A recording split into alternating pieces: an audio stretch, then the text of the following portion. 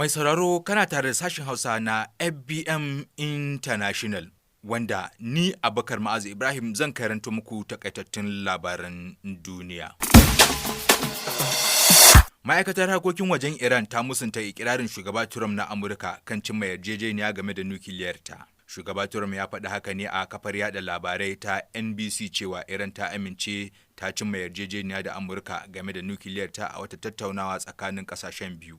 Trump ya ce sun cimma yarjejeniya mai kyau, babu batun nukiliya, ba wani abu makamancin haka, sun haƙura da komai. To sai dai kakakin ma'aikatar harkokin wajen Iran ya ce ikirarin na Trump ba gaskiya bane ba. A nan kuwa haɗaɗɗiyar daular Larabawa UAE ta ce makamai masu linzami na Iran sun kai hari kan tankokin dakon mai guda biyu a mashigar Hormuz da ke ruwan Oman. Ma'aikatar tsaron haɗaɗɗiyar daular Larabawa ta ce wani ma'aikacin jirgi ɗan ƙasar India ya rasu yayin da wasu 8 suka jikkata, ciki har da Indiyawa 6 da 'yan ƙasar Ukraine 2. Ta ce hare-haren sun lalata tankokin Mombas da Albahiya tare da haddasa gobara a cikinsu. Dakarun IRGC na Iran sun tabbatar da kai harin, suna zargin tankokin da yin watsi da gargaɗin kashe na'urorin gano hanya da kuma ƙoƙarin bi ta hanyar da aka dasa nakiyoyin. A nan kuwa matatar Dangote ta fara sayar da mai da dalar Amurka maimakon Naira. Sabon tsarin ya fara aiki ne nan take kuma ya shafi dukkan tallace-tallace da ake yi ta tankoki da kuma ta jiragen ruwa.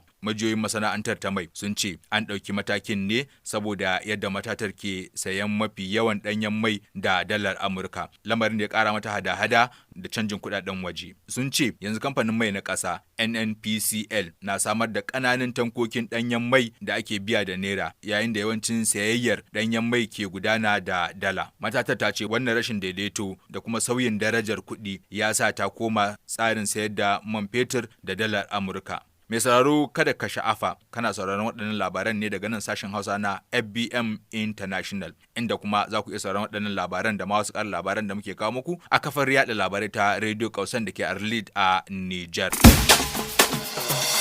Barkamu da dawowa, yanzu kuma labaran za su ci gaba. Tsohon shugaban ƙasa Janar Yakubu Gawan ya ce marigayi tsohon shugaban ƙasa Muhammadu Buhari ya jagoranci Najeriya ba tare da nuna wariyar yanki ba, inda yi wa ɗaukacin jihohi adalci. Gawan ya bayyana haka ne a taron tunawa da cikar shekara guda da rasuwar Buhari da aka gudanar a Abuja. Ya ce Buhari ya yi aiki ne domin amfanin dukkan 'yan Najeriya ba wai arewacin ƙasar nan kaɗai ba. Ya yi watsi da ra'ayin cewa Buhari ya fifita arewa, yana mai cewa hakan ba gaskiya ba ne. Yakubu Gawan ya kuma yaba wa Buhari bisa sadaukar da rayuwarsa wajen yi wa ƙasa hidima.